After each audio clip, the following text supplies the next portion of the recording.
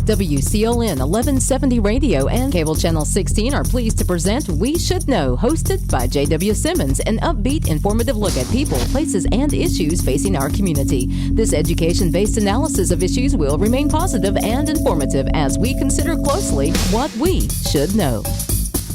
Welcome back, folks. We Should Know is on there. Thank you for being with us today. My name is JW Simmons. I'm your host. We're talking about a subject today that is probably near and dear to everybody's heart, and they might not know it, but our guest today is Suzie Teague. Suzie, you're the owner and administrator of a new facility right here in the area called Changing Paths. And I want to thank you for being here and thank you for being part of the community. Of course, thank you. And of course, we've got Avery Green with us, and Avery is the facility director for Changing Paths here in Clinton, and we're talking about 205 Martha Lane on 421 here, just outside or just inside the city limits. We're just inside, barely, yeah, just but inside. We're there. Yes. And it's a remarkably beautiful facility down there, residential housing, dealing with substance abuse, substance issues, and if it's okay, I'd like to start with the philosophy statement that you guys have. It just simply says, we are dedicated to providing those suffering from addiction and mental health issues with integrated treatment solutions that will set them and their loved ones up for recovery that can last a lifetime and enable them to live the healthy, happy lives they deserve. Correct. That's powerful. That's a powerful statement. Suzie, I'll start with you. It would be, wouldn't it be wonderful if we could kind of just spread that on a piece of bread and pass it around? And we are somewhat doing that. You know, for the first thing you have to remember is that they are equal to us. I get very upset when I see people cross the other side of the street because they feel that somebody may be on drugs. Did you ever think maybe to stop, see if they need some help, see if maybe you can talk them into going in to see somebody? But, you know, the communication, don't be afraid of them. You know, there's the communication is there, and if you have a chance to communicate with them, do it. Do it and tell them, hey, can I help you in any way? Can I call a facility? Can I call the helpline? Can I somehow get you, you know, maybe a bite to eat? Of course, you never give them money for no reason at all. But if there's food involved, then yes, you know, offer them some food, but offer them help. Try to give them a phone number of somebody they can contact to maybe get them started in the right direction. This is serious addiction. It's serious. It's a disease. It takes a lot to get to where they are, and it takes a lot to get them out from where they are. When and we talked a little bit about this off air a while ago, but just listening to you, I sense a huge passion for this. I'm wondering if you could share with us how Suzie Teague got into this business, because you're now the owner operator of a multi-million-dollar operation right here in Clinton, North Carolina. Yes. So this was inspired by my sister, Carrie Rose. She passed away in 2009 from a heroin overdose. She was a nurse at Lake Hospital Systems. And at that point, just the tragedy of the family. My mother, you know, the distance, you know, there was 4 of us. And now there was 3, but we lost our mother the day we lost our sister. My mother distanced herself from us. So we were begging to get my mother's attention and to try to pull her back in. And it took a very long time to even get her to start to talk. So, you know, I said, we've got to change this. We've got to stop this. First thing we have to do is make it a mission that we're not going to have another mother bury their child. Not going to have another wife bury their husband, another sister bury their brother. And it was us to start. And I had to start this. So that was what I took on. So I'm a pipeline welder of 25 years. I worked in the union, Local 798. I welded up gas pipeline across the United States and some out of country, but mostly across the United States. And I worked very hard at it. It was a very good living, but I spent my life on the road. So we had a very beautiful home on a nice spread that we took care of blind walking horses And my husband and I decided to sell our home, move to where our children were in North Carolina, and I wanted to open up a sober house, just like a halfway house. Sure. So that is what I did in Green Evers.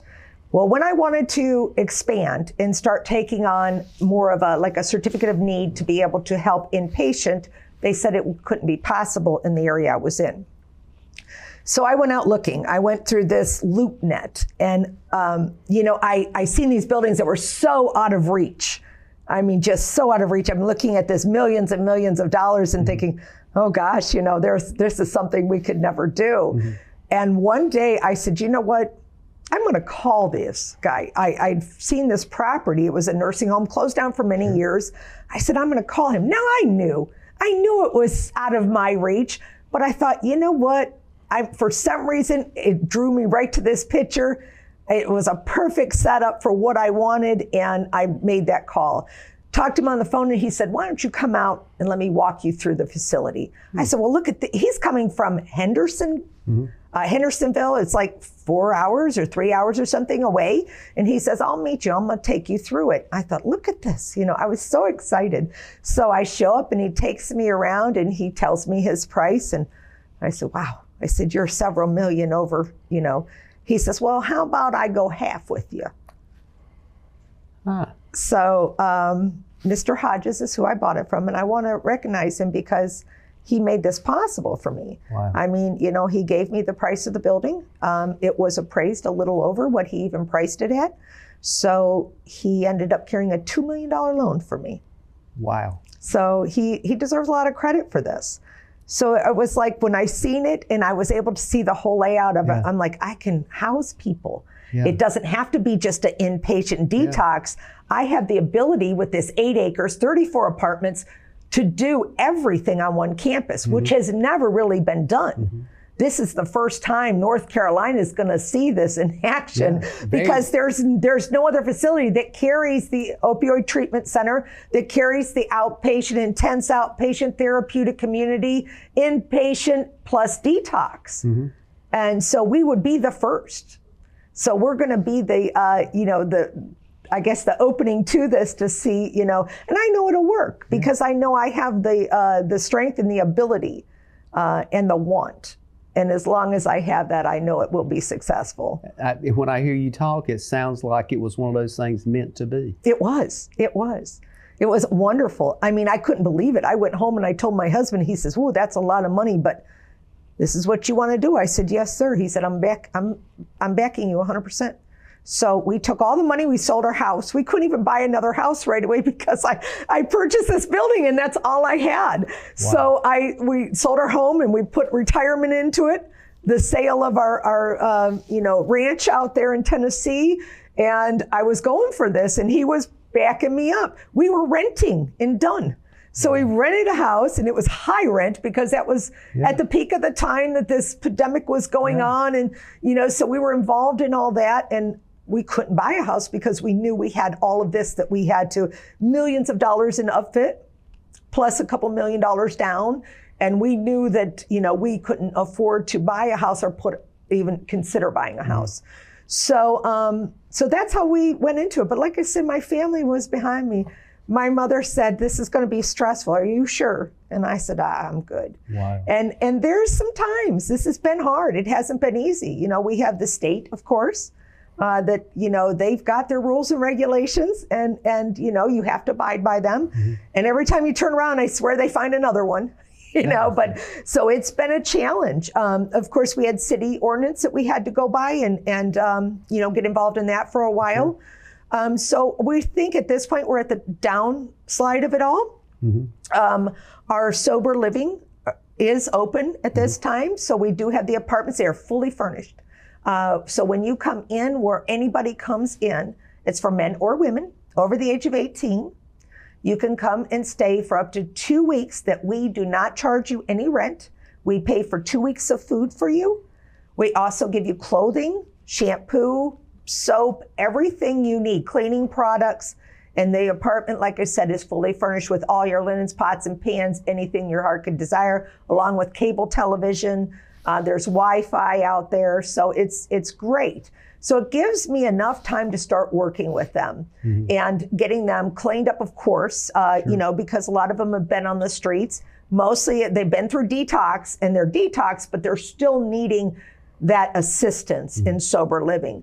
So what we do then is once we get them set up, then they're able to, we're able to start working on credentials. Let's start to figure out, you know, birth certificates, driver's license, ID, whatever we can get to help them get a job and place them in work so that they can afford to pay for their stay there.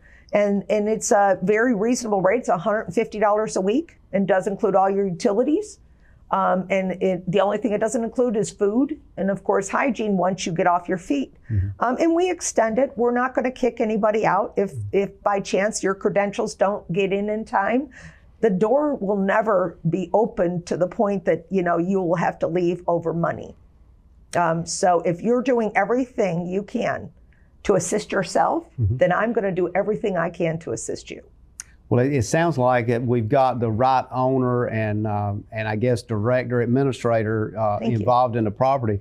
Avery Green, I want to kind of come to you when we come back from our break. Okay. And I thought your story was interesting in that your story, when I look at what Suzie's been through, but yours was more personal because it was about you. It was about what you went through. It was about the challenges that you faced and the things that happened that after you got into it, it sounded like, well, I don't have any control anymore, but you found that light at the end of the tunnel. And I think it'd be important for folks to hear about that journey you had. And now as the facility director, it sounds like it's a perfect parlay between the two of you, because you not only are you relatable, but nobody can, as the old saying goes, pull the wool over anybody's eyes, because you know what they're walking through. Sure. And you know that journey. So when we come back, we're going to hear from you on that. Ladies and gentlemen, stay tuned. We're talking about substance abuse, addiction, behavioral health issues, something you need to know about. We'll be back in a moment.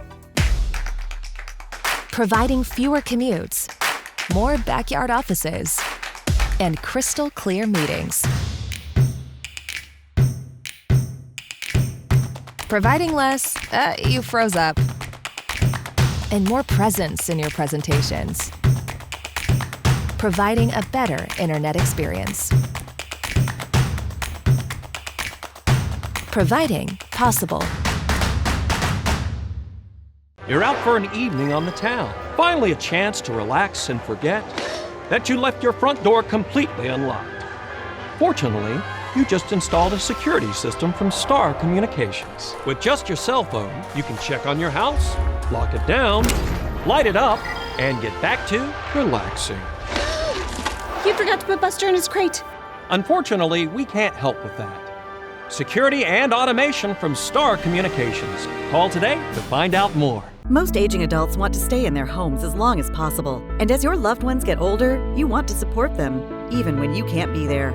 Star is proud to offer Star Alert. This new system is now mobile and has GPS compatibility, so your loved ones can live their lives and you can have peace of mind, knowing they can get the help they need with just the simple push of a button. The new Star Alert also offers automatic fall detection, so help will be alerted even if they can't press the button. Call and ask about Star Alert today.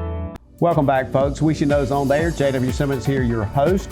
I want to thank our guests for being with us today. We've been hearing from Suzie Teague, who is the owner and the administrator out at a new facility here called Changing Paths.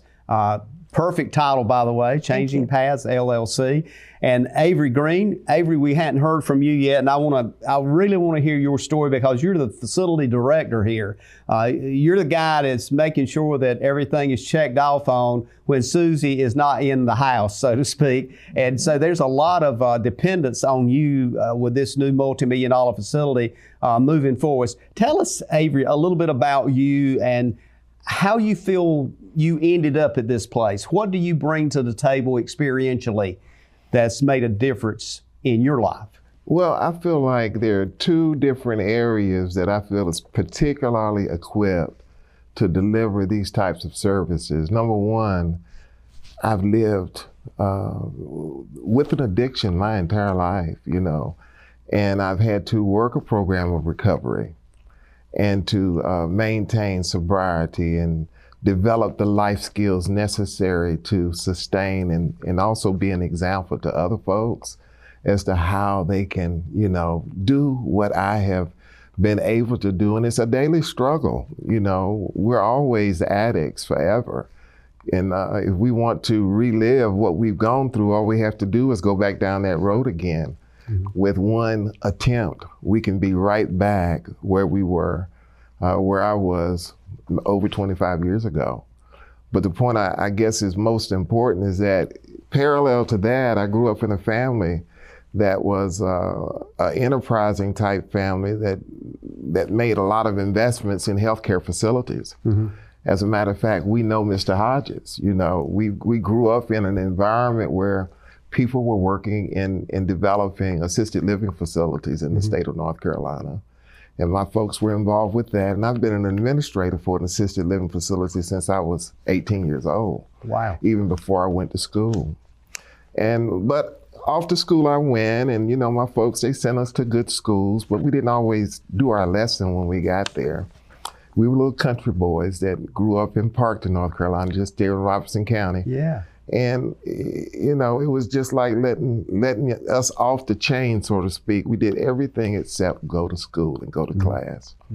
Until it hit us in our face that we weren't going to be able to get a job unless we had some good grades that we could bring to the table with. There was always an impediment in my process because, I grew up in a family where I guess we always sought these substances.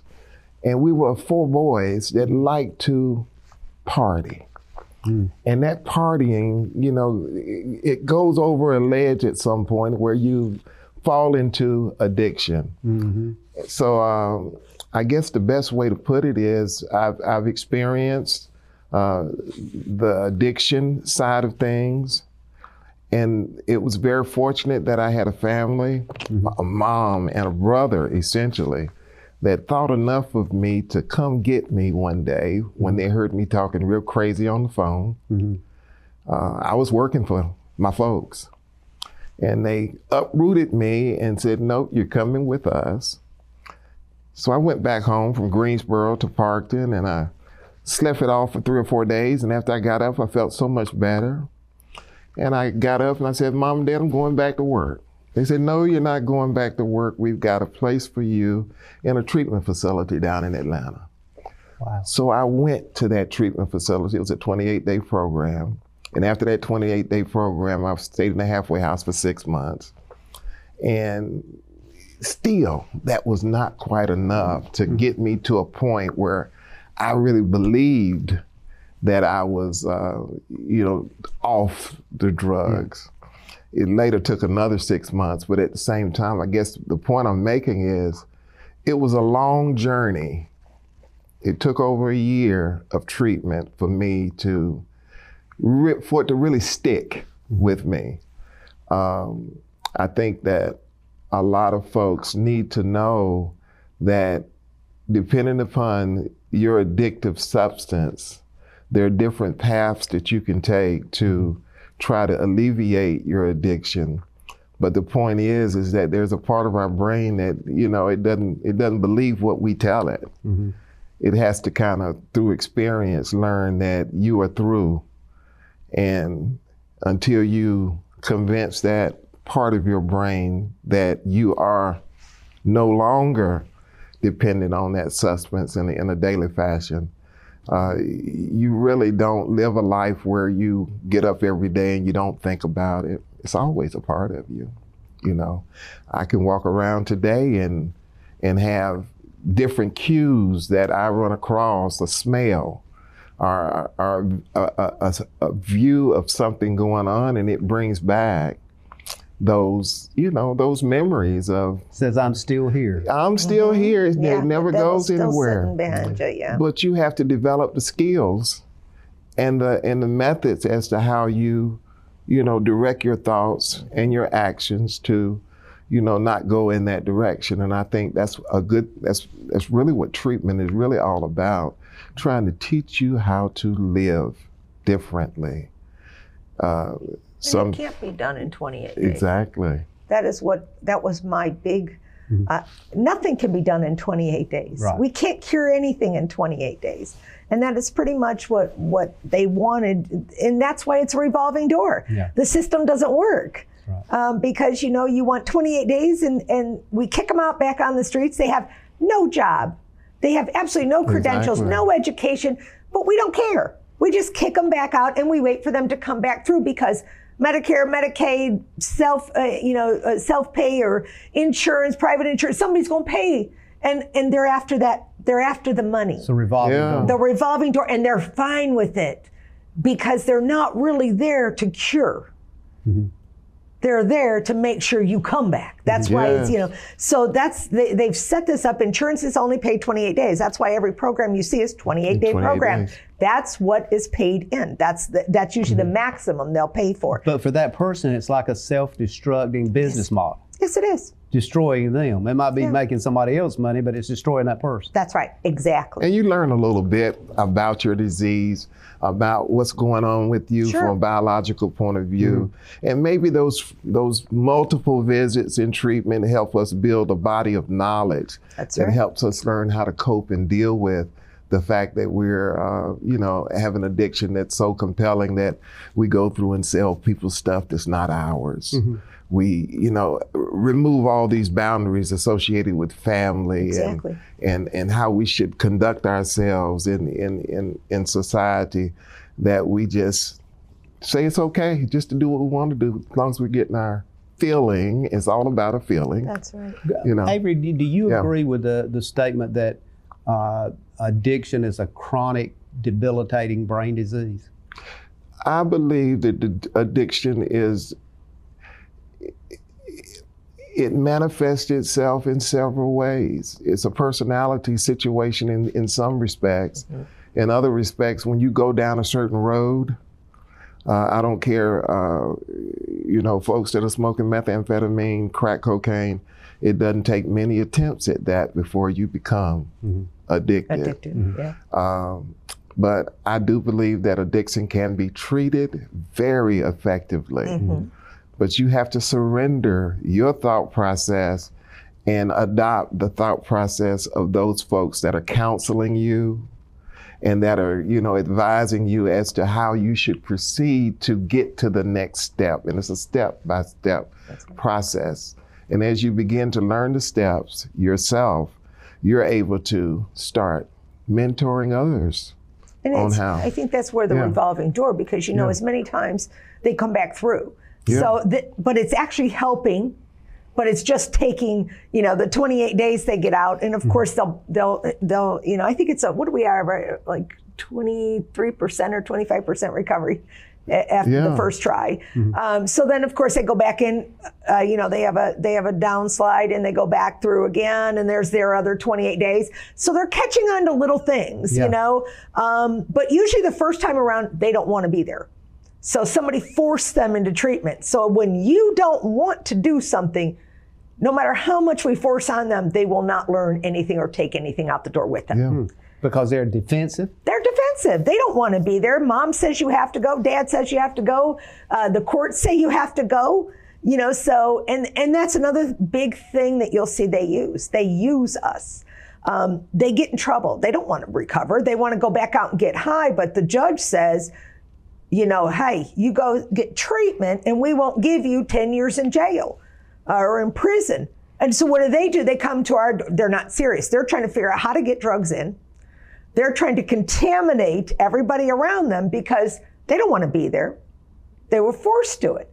So, but sometimes, and it does happen that they do receive recovery after so many times, because eventually they get worn down. There's only so many times mom can say, I can't take this no more. You're going to go do this. You're going to go do that. And eventually the high's no fun. Yeah. So then it becomes a job. It's no longer fun. I had my son once break down to me and start crying and say, do you think I want to be high? I would do anything, Mom, to take this away. And that's the worst thing in the world you'll ever go through, is when your child is crying and tells you, I don't know what to do. And you have put him through every, rehabilitation you can, but after the 28 days, they send him home and he's good for a month, maybe 2, maybe 3, and then he's high again. So I said, wait a minute, this isn't working. I've got to do something. So this is what this program is, the best thing about it. Because once you leave that 28 days, you have the opportunity to go into our apartments, are fully furnished for up to 1 year. Up to 1 year, I can keep you there. That's kind of counting your unheard of. 28 days, that's 13 months under thumb.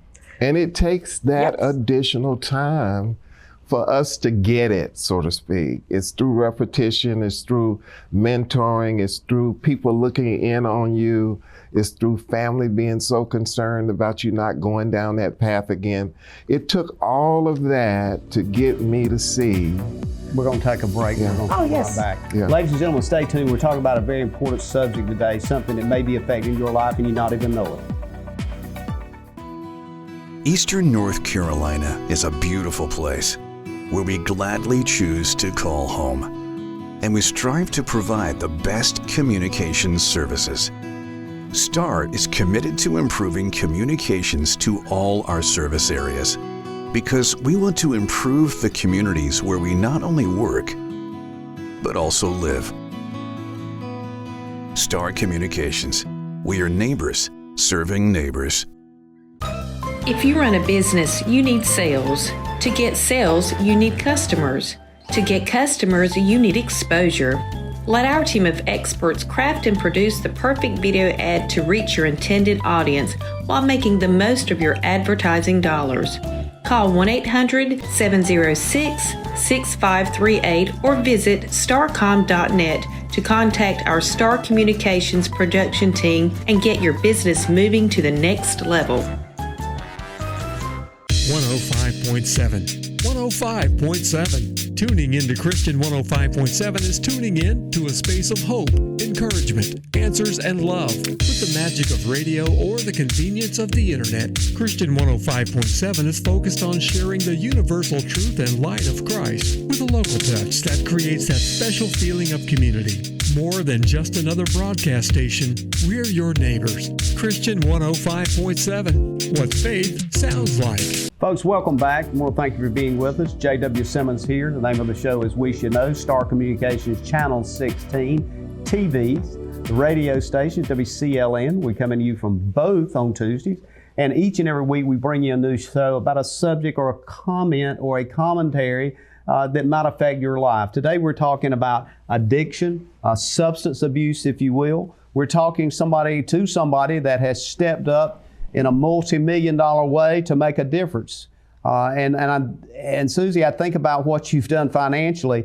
This is huge. This is a huge step forward. But after hearing a bit about your story and listening to what your career path was, you're a pretty determined lady. I think, Avery, I don't know whether anybody wants to get in her way or not because she's going to make it happen. Would that be true? It's no question. I think what attracts me to this whole program more than anything is Suzie's passion for it.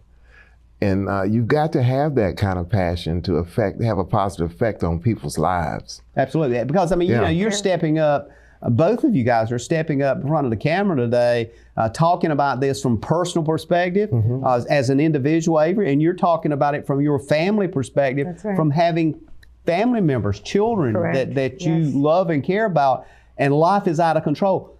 I believe there's folks that are probably going to listen to this show today and they're going to say, oh my goodness, I hadn't thought about it from that. I hadn't thought about that maybe I could be involved in that. Is not every segment of our society impacted by addiction in some way? Oh yes, everybody. I think everybody is. No question. The grocery store that food is stolen from, and they have to raise their prices. It affects everybody, right? Everything. Insurance, because the same people keep breaking into your home, or maybe steal the copper out of your air conditioner when you're on vacation, or exactly. This raises insurance, which now affects people that may not be involved or may not even have a family member involved, but now they are a victim of it. So it does affect every single person in one way or another. Avery, is it realistic to make the observation that you can't think rationally when you're addicted to something? Well, you become majorly distracted. Let's put it in a nice way. That your focus becomes the addiction first, and everything else, if I can manage it, next. Sure. But there is a message of hope, for those who invest in recovery and take it seriously. There's a lot of bumps and bruises along the way. But as you are, going through this recovery process and learning these different life skills, you begin to learn and gain different insights on yourself that you never otherwise would have because of this investment in self that goes along with trying to, beat the addiction, quote unquote. It's never gone, but you can live with it by not feeding it. And as we go through that process, you find that a lot of people who've gone through recovery and who've gone through the steps and who've taken the advice of those who've gone through it and taken their mentors' advice on various things, they begin to achieve a lot more than they otherwise would have because they're developing that discipline that it takes to make good things happen in your life. You're learning how to avoid those pitfalls that will trigger your addiction. Suzie, just to be clear, there are folks that can, through their faith and so forth, get through. But what we're talking about here, your facility is for those people that just can't get through their addiction with a faith-based family or whatever. And this, I want to make clear, but it does take faith. Because this is not just for somebody that's poor or their skin color. That's this is for people that are extremely wealthy, that people that are in business. This is for younger people. This is for attorneys, people that, judges. Exactly. I've seen it everywhere. Doctors, we've seen it in every aspect of it. Crosses all paths. That's right. Just kind of speak to that a moment. And I think that upsets me too, is there's a stereotype to it. Yeah. They think it's the undereducated. They think it's the one that dropped out of school. They think it's the one that the parents couldn't give him everything he needed. Just lazy, no good. Right. So we've been told that all the time. Well, it is not. It doesn't affect color. Doesn't affect finances. I don't care how much money you make. It can attack you. And usually, believe it or not, those are the ones more open to it. Are the ones that can't afford it.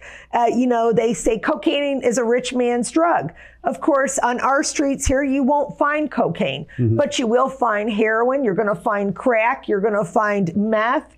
But cocaine is never heard of. You want to know why? Because that's what the attorneys are buying, the doctors are buying. So that is for, so that's more for the upper class, they call it. But addiction's addiction. It doesn't matter if you're black, you're white. It does not matter. It doesn't seek out certain people.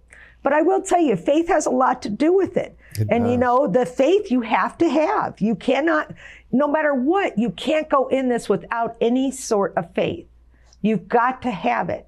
Because, if you don't have that one thing that you can say is helping you or pushing you or giving you that goal or giving you that strength, then it's hard to do on your own, and your success rate would be a lot lower, without it. So. And what about these people that are out here getting doctors' prescriptions for Percocet and Oxycontin and oxycodone, these pain relievers that for, probably good reasons they were initially prescribed, but somehow we couldn't just cut our dependency on them. Our use of them went beyond the prescribed need. We are offering a methadone clinic alternative at our facility, whereby medication-assisted treatment will be offered to assist those folks that are addicted to heroin, addicted to any opioid. And through the use of methadone and buprenorphine, or what's the other substance, Sue? I hate to. I don't know. The buprenorphine combination, or mono, like what we call it. Yeah. But the point I'm making is these medications assist in alleviating our cravings for that heroin or that OxyContin, gives us a chance to wean ourselves off of it and to learn how to live without it as we take this replacement medication, which takes away the craving and the withdrawals associated with not it down. Yes. It does. And it works. Yes, it does. It's very, very effective.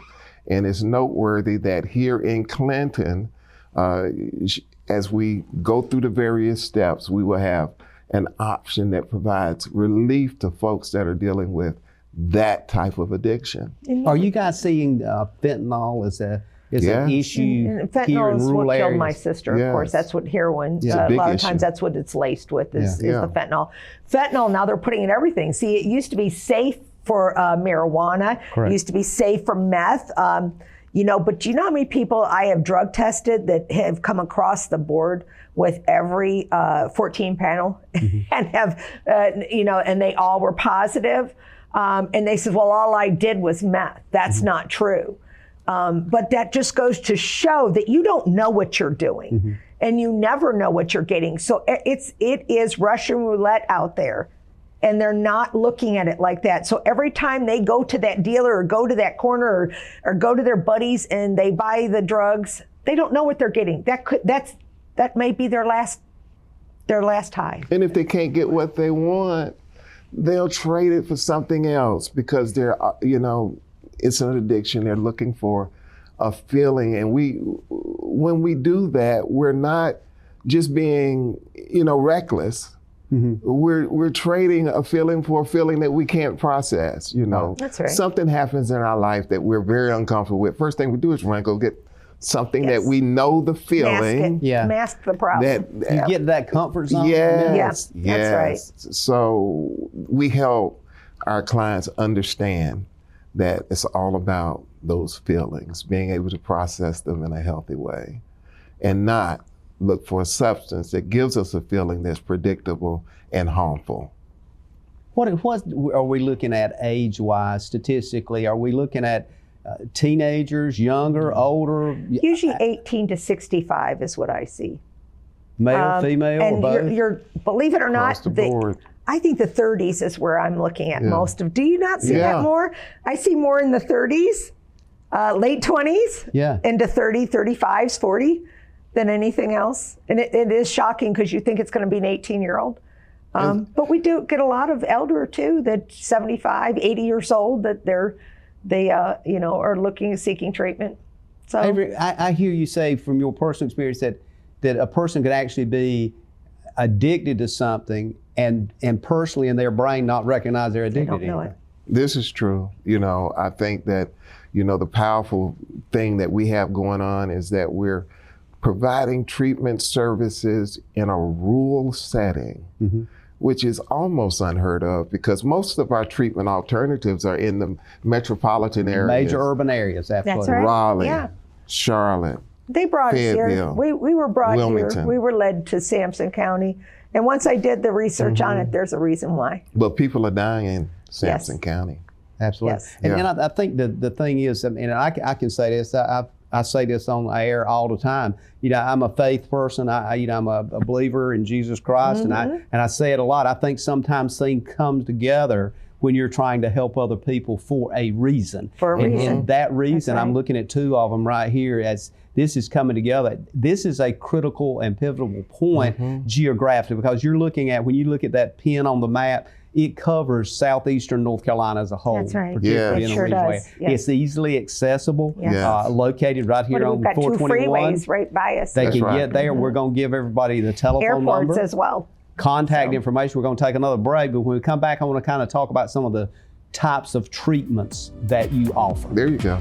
Ladies and gentlemen, we'll be back in a moment, and this particular time we're coming back, we're going to talk about treatments that is offered for you right here in Clinton. We'll be back in one moment.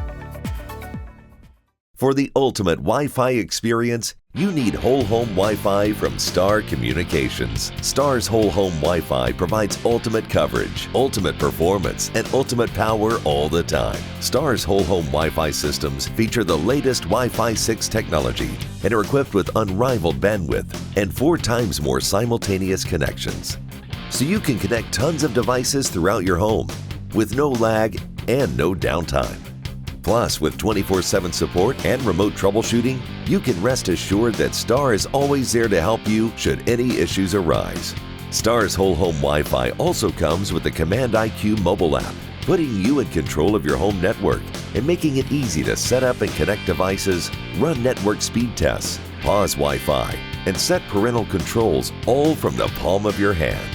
It's the ultimate Wi-Fi experience. Contact Star today to get started. Train for a career in construction trades. At Sampson Community College, you can earn a degree or certification in construction, electrical, heating and air conditioning, welding, as well as other construction trades. Jobs in these fields are in high demand and pay competitive wages. Stop by the college or visit our website for more information.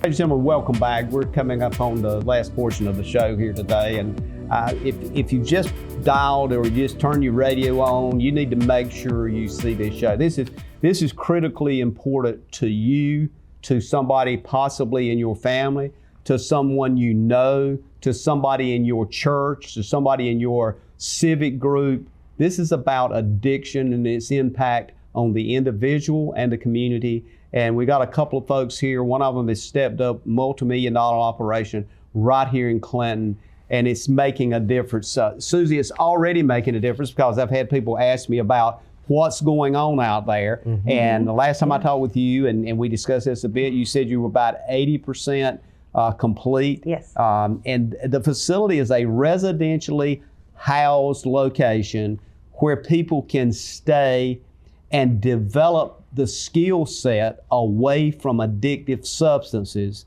with science and faith backing it. Mm-hmm. And I think Correct. Those are two critical things that you pointed out. There's various treatments, and I'll talk about those a bit. And it's everything from detox with alcohol, which is critically important. You've got medical people, you've got psychological people. Mm-hmm. Folks says this is a behavioral health problem. What's your, there's a no-brainer. I mean, it's happening in your brain, right? Yes. Avery? So it's a physiological let's process. Talk a bit about that. And the other thing I want to touch on, it seems that our courts and our prisons seems to be overflowing with people with behavioral health and addiction issues. Is that a fair statement? It is a fair statement. We do get hundreds of calls from probation officers, jails, judges, the district attorneys. It comes from every direction. Mm-hmm. And our goal is to try to help them. And that is why we established the nonprofit. So I don't actually own the nonprofit, but was established by us. Mm-hmm. So the nonprofit works where anything you donate to the nonprofit, it pays for their treatment. So if they don't have Medicare, Medicaid, any type of funding, self or private insurance. Mm-hmm. If they don't have any of that, they're still able to get the treatment without any worries. You're not going to turn them away. That's right. And so that is why we developed the nonprofit. The nonprofit's used to help, of course, buy their clothes. A lot of them come to us off the streets. They have no clothes. They don't have any hygiene products. So it helps us buy the first 2 weeks of food, helps us with their clothing, helps us with the hygiene products. And it also helps with their treatment. So they can have their treatment 100% paid for by the nonprofit. They will review, it's case to case, but they'll review every case. And if they find them to be a good candidate, then of course the nonprofit, anything brought into those donations will pay for their treatment. So it makes it so that there's nobody, just like you said, nobody will be turned away because we cover every area of it, from nothing to very well off or to very, I would say, very good health insurance. Right. You know, nowadays I see some cover 365 days of treatment. So, so I mean, it does cover a lot of areas. So the nonprofit is very important. And if anybody wants to donate to the nonprofit, it's called Walking Tall Recovery Center. It does have a web page. I think we just launched it yesterday. And that you can place donations there. And you can always drop off donations, clothes. But they have to be new clothes because we don't have the ability to laundry. Right. So they would have to be new items. Any type of hygiene products or clothes or shoes, slippers, underwear, socks are a big thing. T-shirts are a very big thing. Yeah. That and any monetary funds are greatly appreciated. When I built this place, I had something in mind. I realized that if we take somebody from the ground and we pull them up and put them in a setting that is a luxury setting, they don't want to go back to where you drug them pampered. from. You pamper these folks. That's right. So that is what I did. I developed it has a in-ground swimming pool, full-size gym, tennis court, basketball court. We have made it so masseuse comes on Tuesdays. It has a hair salon in there, and massage chairs. This was made, chef-prepared meals. This is made so that I want you to know that you don't ever have to go where you came from. Wow. That once we pick you up and bring you in, you can always have where you're at. All you got to do is maintain your sobriety, and we'll help you with the rest. Wow. And you can stay in that position. Nobody says because you're done with your 28 days, you have to fall back. So that is why I want them to appreciate it. I want them to see what their life could be like. And a lot of them, they had that life before. Like my son, for instance, he worked on the pipeline. He was a union heavy equipment operator. That as a child made $4,000 a week at 18 years old. He had everything he could want and lost everything when it was said and done. He did not even own a pair of jeans. He had nothing because the people he hung out with sold his jeans, stole his jeans. He sold his jeans. So he had absolutely nothing left. So he went from having a couple $100,000 in the bank to having nothing. Zero. And I think as addicts, we have to relearn the value of money. Yeah. Because money is transactional. It helps us get what we want to, get that feeling we're looking for. And we lose the concept of what a dollar means, that we earn and work hard for, and that it can keep our lights on and feed our families and stuff. Instead, it's, we hand everybody all the money that we have just to get And that now that he feeling. mentioned that, I would like to say something about that. Enabling. Yeah. Please, if anybody could hear anything I have to say today, do not give your loved ones or anyone else that is addicted money. If they need food, give them food. If they need clothes, buy them a shirt or a pair of jogging pants or shorts, whatever they need, but do not ever hand them money. And I don't even care if they ask for $1. If they say it's to go down the road and buy a soda, don't believe them. Don't believe them. Do not believe them. And that is the one thing you can do to help out society, that help out this town and every town in this state, in this country, is to stop giving money. You have to stop enabling them. I didn't say kick them out on the street. I didn't say turn your back. Suzie, are you setting a model here with this facility that could be replicated throughout North Carolina and the country at large to change the trajectory of all of these hundreds of thousands of lives that's being lost? Exactly. That is exactly what I wanted to do. My dream was, once this was going, to be able to sell this, the word sale, to package it. Like a franchise. Exactly. And say, listen, this is what works, and I can show you the numbers. I had a lady walk into my small little sober home in 2020. She walked in under a court order. She came through my building and I met her first. I said, it's a pleasure to meet you. And she looked at me and said, you do you, I'm gonna do me. Stay out of my way. I got 30 days here. I said, yes, ma'am. I want you to know she stayed with me for 1 year, and she is 5 years clean now. That same girl that, that had told me that she would not give in. She was not going to get sober. She was not going to listen to me. All you have to do is make sure they trust you. Love them. Show love. Show compassion. And show that they can trust you. That everything they say to you doesn't have to be displayed. Yeah. That you don't have to have an opinion, but you can help them and give them options and maybe ways to help themselves. And that's all we need to do. And that's a very important part of the enabling is to watch how you're trying to support your loved ones. And remember that you don't have to dislike the person. We still love the person. What we hate is the addiction. That's right. So that's what we're fighting. We're fighting the addiction. So we have to be able to compartmentalize our love for that individual and what it takes to keep them healthy, as opposed to what it takes to feed that addiction. And sometimes we can unknowingly, through their manipulations, feed their addiction. We feed it. And I'm a bad one at that. I had to learn myself. Yeah. I went the hard way. I didn't know, and I would never believe that my child was addicted, especially after I buried my sister. Yeah. And he's seen all this, and I was like, when people started hinting to me, I go, you're wrong.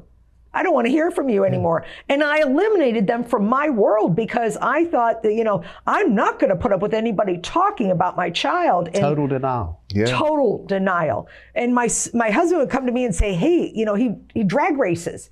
He said, I just had a motor stolen out of the shop, and his motors are very expensive. And I said, he says, I think he took it. I said, no, he would never do that. And then we ran into somebody in town that we knew and said, you do know your son sold your motor to so-and-so. And all this was being thrown at us and we had to accept it. It was the hardest thing in the world to do, was to accept that your child is addicted, that your child is there, because we don't want to believe it. We think to ourselves, we raised them right. We gave them everything they wanted. How can they do this? They can never do this. So that denial is strong. And and so the parents, as a parent, I'm telling you, I fought that fight. I told everybody they were wrong. I told everybody, don't talk to me again. Avery, I've heard this statement from former addicts that would say that they would steal, and this is like a parent, they would steal their children's Christmas present to sell to buy drugs. Of course. It's a no-brainer. We lose the sense of boundaries that we would, the lines that we would never cross in our families. We have those lines. Oh, you would never do this. That's right. But you know what? When I was in treatment, it's been over 30 years ago, maybe 35. I remember this guy sharing that he didn't realize how bad his addiction was until his mom had to fry chicken with her pocketbook on her shoulder to make sure that her money didn't get taken. You have to lock up everything. Everything. There is no sacred ground. Nothing. No, they don't care. And it's not really. They don't care. It's not. Nope. And we have to be prepared. I think that's the biggest job that society has to kind of embark upon. And that's the uneducated, as it relates to addiction, need to get educated also. So before we end here, what I did wanted to make sure everybody understands is that our outpatient is there for those that may have jobs, may have children, just absolutely want to get clean, want help, but cannot and will not go into a facility. So we have developed the outpatient, we have intense, we have outpatient there in the methadone, Suboxone, it's all offered there so that we can still treat those that absolutely cannot get into a facility. It takes longer to receive the treatment that you need when we don't have you 24 hours. But we do understand a mother's a mother, and you know how mothers are. They're not going to depart from their children for anything. And even though they are addicted, they still want to, make sure they're there for their children. So that, of course, we offer that in the apartments as well. You can check out the website. It is a real good website. Thanks to Scarlett. I would also like to add, I have two people that have helped me put this together. I have two contractors out there that, bless their hearts, are the best. They have the price that they charge me is not near what they are worth. I will tell you that right now. So Ed Townsend is an excellent general contractor. He has put this whole project together for me. He's always there whenever things go wrong. And trust me, the state throws a lot at us and changes stuff in the middle of the game. And Ed is, he'll scratch his head, but he gets it done. And then Mark Edwards, of course, Let's underline that twice. He's the reason that I got your information. He is an excellent man. He was determined. He is my friend. He is my dear friend. Mark watches over that place at night. He will leave his home and go do drives through the building, make sure nobody has disrupted anything. If one of the girls walk out and say, hey, my sink's leaking, he's an electrician. He'll go and fix the sink. Excellent group of guys. Couldn't have done it without him. And I just thank God every day for those two coming into my world. Kudos to Mark. I agree with you on that. In fact, his number comes up on my phone. I definitely make sure I get that call. Yes. I want to thank both of you for being here today. And I just want to read this statement. This is from your website. It says, being a family with loved ones fighting addiction, we have created our program around healing the mind, body, and soul. Yeah. And that, to me, kind of was a bold statement. I do want to thank you for what you're doing. Yes. I definitely want to welcome you to the community. I would love to have you back in a few months here, see how things is going. And anything we can do here to help you spread this message, because you're saving lives each and every day. Thank you again for being here. Thank you. We appreciate it. Ladies and gentlemen, thank you for being here. I hope the show today has helped you in some way and moving your life forward. You have another resource and other folks that can help you. And as always, we say to you, may God bless.